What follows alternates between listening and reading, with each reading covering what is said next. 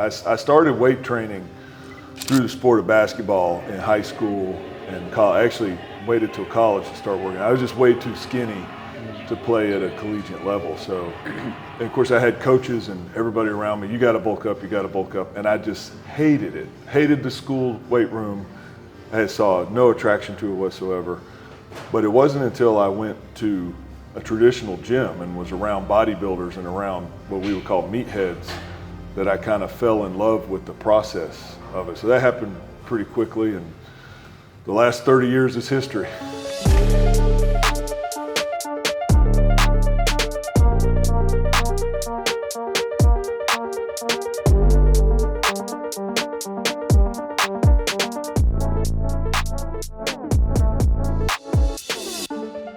You know, the thing is, there's a lot of people in what you and I have a passion for that kind of don't do it super healthy. You understand the importance of the physical body, how the food impacts it, how nutrients impact it, and like I do, of course.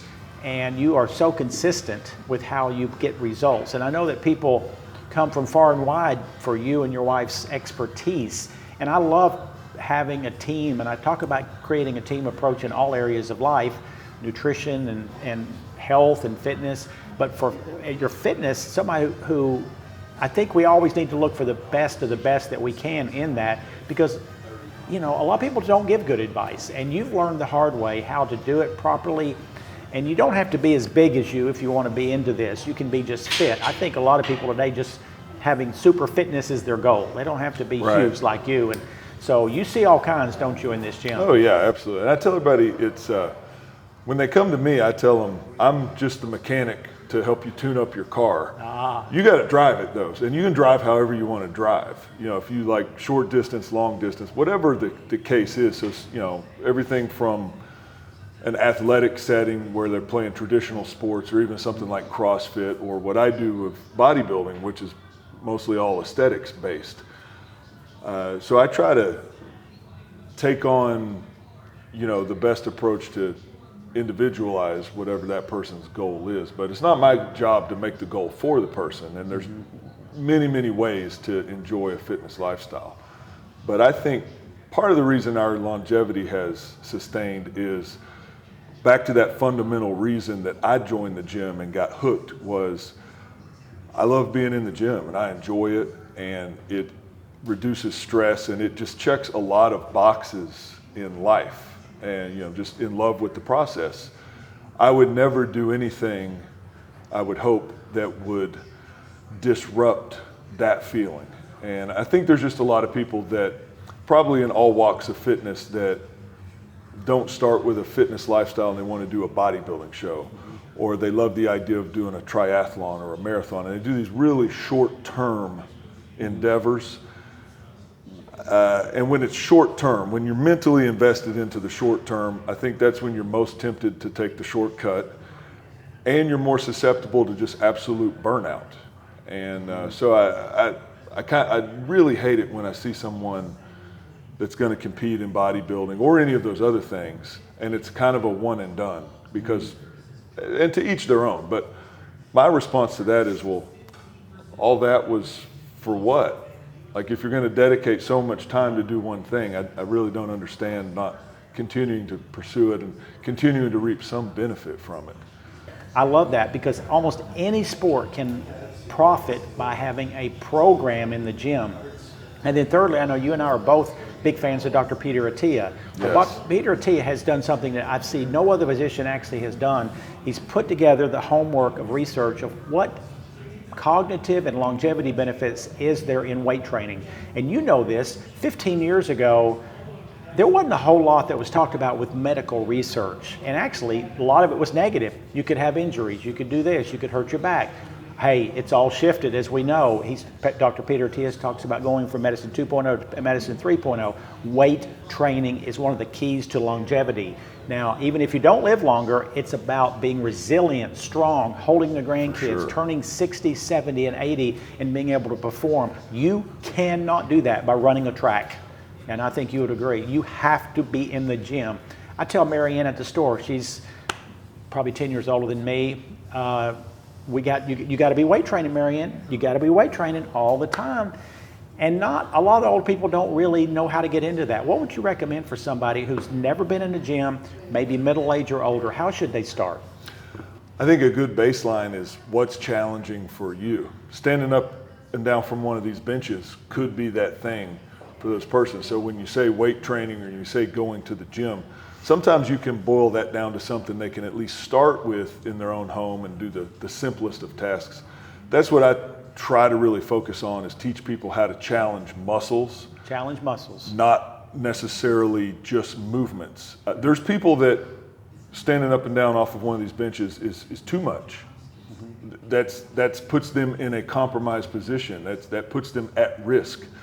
So they have to scale it down even more and find, okay, what can they do? Could we stack, a higher chair, and maybe they only squat a few inches, but that's a starting point. And as long as they're challenging those muscles, and you can apply that to different things through the rest of the body. I remember even the old Jack LaLanne book, which I have one of his originals from, I think, the early 60s. And some of the stuff he talks about, which is more of a body weight, even Pilates style. We have all these terms for things now and these brands that Jack did, calisthenics and all this stuff. But he was right on point. And when you read a lot of what he was talking about was working the muscles, not necessarily just movements. Like if someone comes in here and says, hey, I want to start a squat program. Are squats good? It's hard for me to answer that without knowing the person. They could be great. They can be great. They can be pretty terrible for some people. So finding that scalability for each of us, that's the big key. Where's your entry point? And then at that time you can try to be progressive. But so you really, the word personalizing is probably very important. 100%. And you and I know that it takes some discipline because you have to maintain a protocol, a program. Again, if you can look up, you can get up. If you need to do it 3 times a week, nothing gets in the way of that 3 times a week. That's right. You have to be dedicated to it, and hopefully if it can resonate with somebody, it's all about the want to. And I'm always challenging people to think about. They'll often say, "Well, Matt, I don't have the discipline to exercise like that, or I don't have the discipline to eat like that, or I don't discipline, or I'm not a disciplined person." And I try to say, well, what's something you do regularly? Maybe they watch Netflix, and I ask them, I say, how disciplined do you have to be to watch that Netflix? Well, they don't think about that as discipline because they really want to do it. Yeah. So somewhere in all of this, I try to challenge them to find the aspect that can kind of get them turned on to where they want to do it. And then that minimizes this discipline, I have to go to the gym. I tell everybody there's 2 kinds of people that you wake up in the morning and think, I'm tired. I'm going to have to go to the gym today. And it's this woe is me. And then the other person, the statements can be the same, but it's how you say them too. I get to go to the gym today. Yes. I'm privileged enough to train today. I get to do this thing that I enjoy. So the perspective of it, I think, is huge. I love that. And I say to, I'm very blessed in so many levels. I say most of the days I get to go to work. But I go back to, how disciplined do you have to be to brush your teeth every morning? Yes. A little bit, but you know what? You've accepted the fact that this is what you do. So you get up, you brush your teeth in the morning, you brush your teeth at night. We never question that. That's the story in our head. I wake up in the morning, I say, did I work out yesterday? And if the answer is no, today has to be the day. If the answer is yes, it gives me an option. I could wait till tomorrow, or I can go do another day today. And so just don't leave anything open where it's non-negotiable, is what I'm saying. I agree, and then 100%. Let's talk just a tiny bit about protein. I know Dr. Peter Tia and myself and you really believe in the fact that a lot of people don't eat enough protein. And I believe, as he does, and I think you, that we need about 1 gram per pound of body weight. I weigh 180 now. And Adam, our coach at Nutrition World, helped me a lot during this previous contest at the Chattanooga Fitness Contest, because I have never done 1 gram of protein per pound of body weight. And I did it for 4 or 5, or actually since January until the contest in June. And I know it benefited me. I could feel the difference. I didn't lose muscle this time, and I stayed stronger. So what are your feelings on protein? And it can be from healthy drinks or food. Yes, I agree with everything you just said. And, to highlight the research part of that, we don't have to go back too long ago to look at the mainstream recommendations of, oh, that's going to be terrible for you. That's going to be terrible for your kidneys. This is all bad. Nobody needs that much protein. And it's really been a complete 180 on that topic. Hasn't There's it? so much data now that reinforces everything you just said. And I've seen many that, depending on the goal, and like I said, not everybody wants to be a bodybuilder, but as I've gotten older, and I'll be 49 this year, I can absolutely tell I benefit from a little bit more. If I weigh around 250, so I try to keep it between at least that, but sometimes as high as 300. There again, that's something I've pushed a little more the past year to be closer to that 300. I absolutely can tell that has a greater effect. And I've done that before in my youth and when I was younger, and I honestly don't know that I saw a benefit then. So I see a benefit now, and what I'm feeling correlates with some of the data I've seen where as we get older, we do lose some efficiency in how we utilize nutrients and protein. So it makes sense that as we get older, not only do we require the necessary protein, we may require a little bit more. Again, efficiency. What we digested at 20 years old is not going to be the same at 49, especially at 67. And the thing is, cognitive benefits are now absolutely confirmed. Exercise and adequate protein maintains cognitive benefit. Even if you don't really care about your bicep or how you look, then we all care about our brain. We all want to think clearly, not have brain fog. And you mentioned Jack LaLanne earlier, and years ago, about 20 years ago, Nutritional brought Jack LaLanne in with Memorial Hospital, and it was amazing 2 days that I spent with him. And here's the thing that I always remember. We were sitting at Acropolis Restaurant, and I said, he was telling about his workout program. He worked out every single day, his entire adult life. I said, how much do you look forward to getting up working out in the mornings? He said, I hate it. He said, I hate most of the days, but it's non-negotiable. It is what has to happen. So even a guy like Jack LaLanne, who was world famous, had all those TV shows, those 2 German Shepherds, he looked like he loved it. He did not. Now, I love it, you love it, and most people can love it. But here's a guy who didn't, and he still did it. And he was 92 when he came to the nutrition world, so it was pretty darn awesome. I just saw a recent interview with Arnold Schwarzenegger, and the interviewer said, Arnold, it's been close to 50 years since they were in Gold's Gym. It's been close to 50 years since you last competed in the Mr. Olympia, but yet you're in here every day still going at it. What drives you? And he said, well, I come to the gym every day for the same reason that I brush my teeth every day, for the same reason that I eat breakfast every day, and for the same reason I try to go to bed on time every day, because that's what needs to be done to maintain my health and longevity. And to me, it's always been about that first and foremost, because you take that away, and we've both been around long enough to see the temporary kind of shooting stars that come and go, come and go, come and go. And maybe as I'm getting older, the more I see, but that just doesn't appeal to me. It's like a bright shining star. It's more about how long can you sustain it, and the only way you can sustain it is with as close to optimal health as you can, Well, the thing is, the gifts of optimal health and optimal thinking should be enough for most people to get up in that morning and go.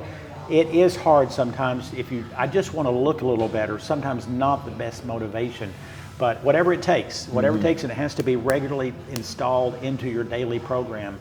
And to me, mornings are the only time. Yes, I have to get up earlier, but then I never have to worry about my scheduling and being too tired in the evening. And it's one of those mathematical equations. It's you put out some energy, but it gives you back double what you put out. So you always win. And I told my friend Brian Connell, I worked out with him off and on for 50 years. Back in college, we would sometimes, like all people, I don't really feel like going to the gym. And I would say this same thing to him multiple times. I tell you what, Brian, let's go to the gym, let's do 2 sets of bench press, and if you still feel that way and I still feel that way, we're going to get up and go back to our campus at MTSU. Not one time did we go back. All we needed was those 2 sets to get us going.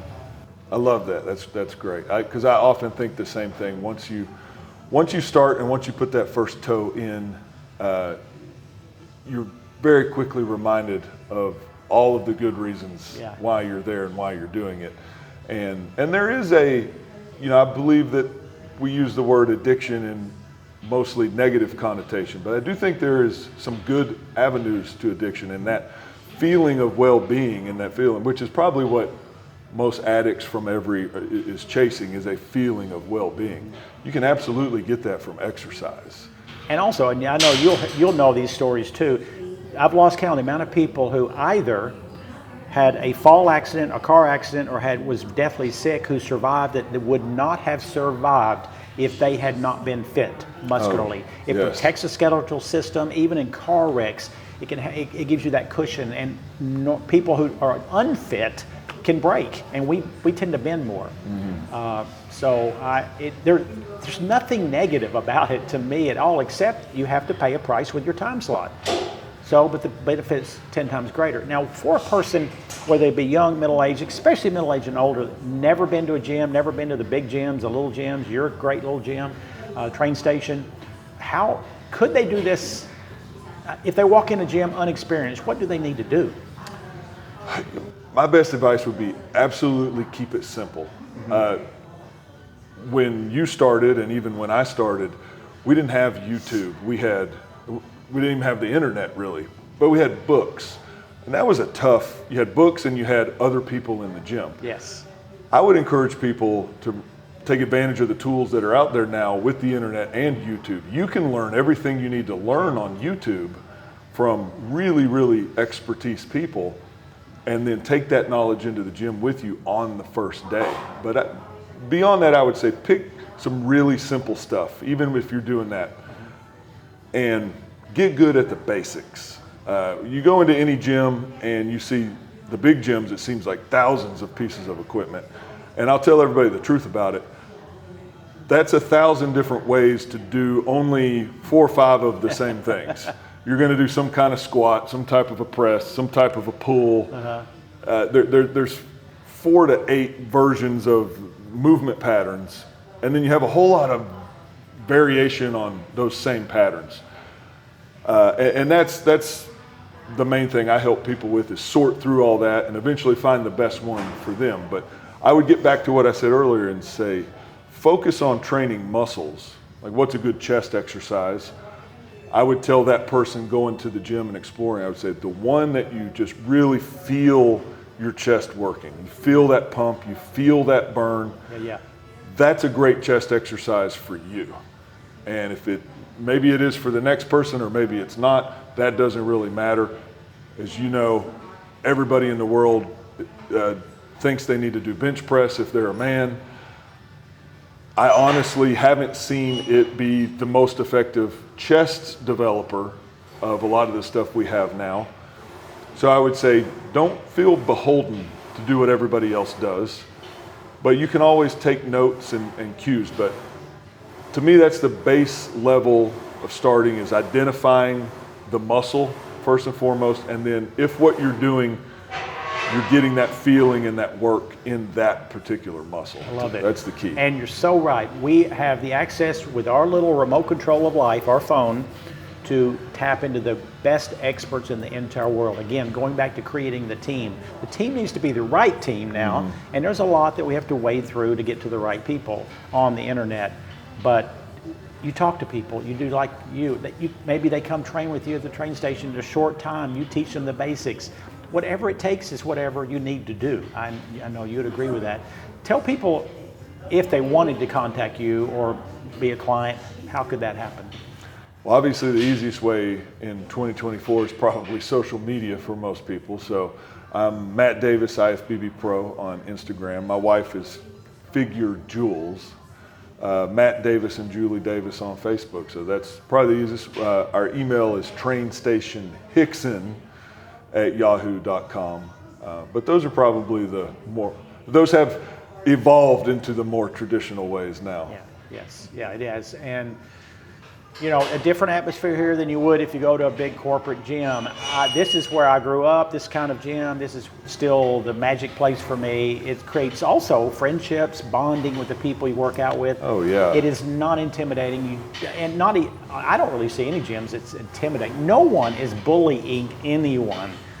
And so it is a place of welcome. And I think the gym is one of those places, as are a lot of sports, that transcend and break down all the other separations that we all have, from age to background to all of those things. It doesn't matter once you get in the gym, because we're all really wanting to do the same thing. And the good gym members appreciate and recognize that, you know, if there's a newcomer in the gym and they're there to lose 200 pounds of body weight, well, they're doing the same thing I'm doing. They're just on a different part of that spectrum, because I was also that guy that was 6'4", 160 pounds first day in the gym, and there were other people there that day, I remember vividly, like Tony McKinney. They were just wonderful people that, hey, come on in, you know, you've been hanging around a few days, come on in the club. So that's, to me, that's always been one of the beautiful things at the gym. I walked in Cosmopolitan Spa, 14 years old, 119 pounds. My upper arm measured 10 inches. Most women are bigger than 10 inches. And I'm exactly like you. It took a while, a little bit, but you know, all of a sudden, hey, let me show you this exercise that I'm doing, and I just couldn't get enough of it. And there were periods where I did not eat healthy because I didn't understand what health was to build muscle. I thought it was just all the calories or all the bad food you could eat would be fine. Well, we learn as we grow and get older. Today, and again, we didn't have internet. We just listened to whoever, or just watched, went to a restaurant and thought the more the better.